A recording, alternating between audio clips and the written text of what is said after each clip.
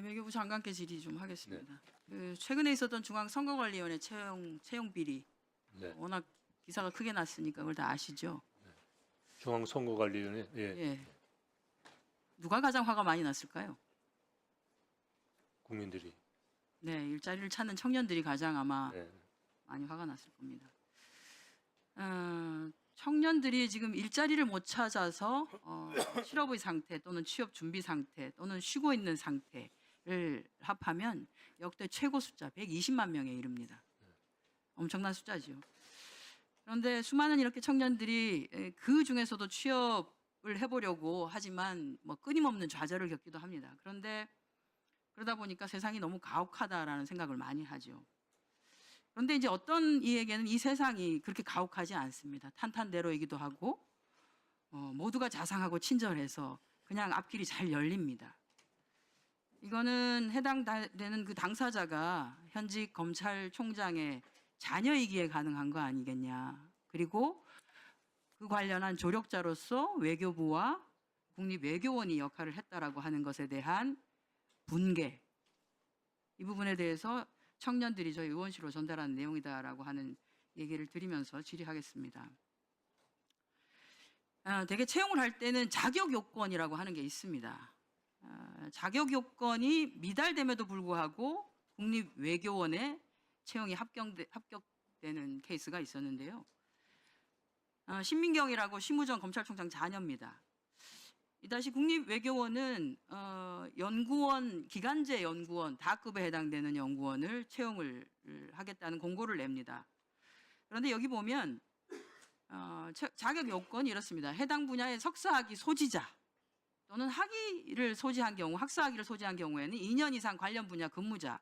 관련 분야는 저렇습니다. 교육학, 인문학, 사회과학, 커뮤니케이션학. 이유가 해당되는 업무가 뭐냐 하면 주로 하는 것이 교육 운영 지원 또는 서포터즈 지원, 기타 행정 업무 지원이기 때문에 필요한 전공 분야가 교육학, 인문학, 사회과학 이런 데였습니다. 심경은 전공이 아마 국제협력 이런 걸로 알고 있습니다.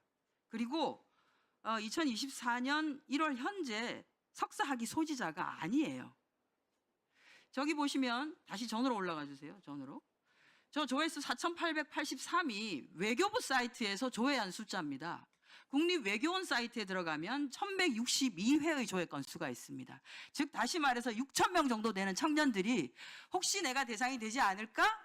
라고 저걸 열었다가 나는 석사학위 소지자가 아니어서 또는 전공 분야가 그게 아니어서 포기한 사람이 많았겠죠. 그런데 신민경은 해당되지도 않는데 자격 요건 미달이면 대개 서류 심사에서 걸러져야 되는 거죠. 그런데도 통과가 됩니다. 만약에 신민경을 통과시켜주고 싶었으면 전공을 저렇게 하지 전공 불문을 하든지 또는 그게 아니면 아예 석사학위 취득 예정자까지를 포함하면 저기 얘기가 되죠. 그런데 제가 국립외교원에서 지금까지 몇 년도에 걸쳐서 공고를 낸 걸 봤는데 한 번도 이 내용이 바뀐 적이 없습니다.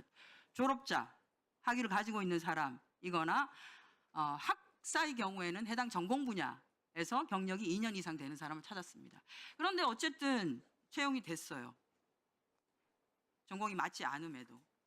정말 재밌는 게 공고에는 2024년 4월 1일부터 근무 예정이라고 되어 있는데 2024년 3월 29일부터 근무를 합니다. 3월 29일이 금요일이었습니다. 2024년이요? 네, 지난해 3월 29일. 원래는 4월 1일부터 근무, 그러니까 그 다음 달 월요일 4월 1일부터 근무 예정이라고 되어 있는데 3월 29일 금요일부터 근무합니다. 여기 월급 받아보신 분들 다 아실 거예요. 한 달에 며칠을 근무하면 급여가 어떻게 나오는지. 복지비는 한 달로 계산돼서 다 나온다는 걸 아마 아시죠. 뭐 어쨌든 이런 특혜를 받고 열심히 일을 했겠죠. 본인 전공 분야가 아니기 때문에 나중에 그 인터넷에 올린 걸 보면 인스타그램에 개 한 마리를 이렇게 그려놓고 개같이 힘들었지만 어쨌든 뭐 괜찮았었다. 아마 본인 전공이 아닌 부분에서 열심히 하려고 하니까 힘들었던 것 같습니다.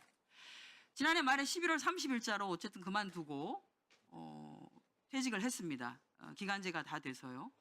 그런데 올해 외교부에서 채용 공고를 냅니다. 공무직 근로자, 이거는 기간제가 아닙니다. 무기직이죠. 연구원 나급 채용 공고가 납니다. 두 직종인데요. 정책조사 파트 1명, 군사 방산부분 한 명씩인데 정책조사 파트는 경제 관련 석사학위 소지자로서 해당 분야의 실무 경력이 2년 이상인 자로 나왔습니다. 조회수 보십시오. 7,177입니다. 7,177. 자, 그런데 그 다음에 정책조사 관련해서 채용 면접까지 봤던 최종 1인을 불합격 처리를 합니다. 당연히 경제 관련 석사학위 소지자이고 영어로 쓰기 말하기 능통자가 최종 면접까지를 봤겠죠. 그런데 불합격 처리가 됩니다. 이상합니다. 그리고 재공고가 납니다.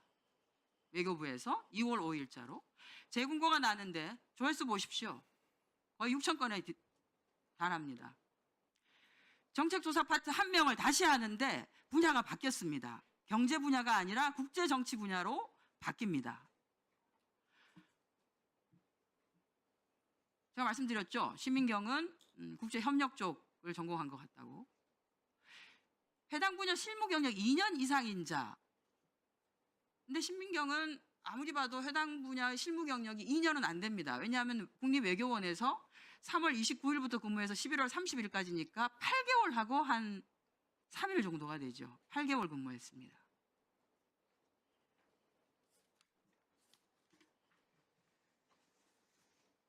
그러면 경력 8개월로 경력 미달인 사람은 원래는 서류 전형 대상도 될 수가 없죠. 아까 거기 봤었던 6,000명에 해당되는 사람들은 내가 국제정치 분야가 아니어서 또는 석사학위 소지자이긴 하지만 해당 분야의 실무 경력이 2년이 아니어서 여기에 아마 어플라이를 하지 못했을 겁니다. 아니요, 할 생각을 안 했을 겁니다. 그리고 해당 분야의 실무 경력도 아니에요. 국립외교원에서 했던 거는 교육 지원, 교육 운영 지원. 저는 이래서는 안 된다고 생각합니다.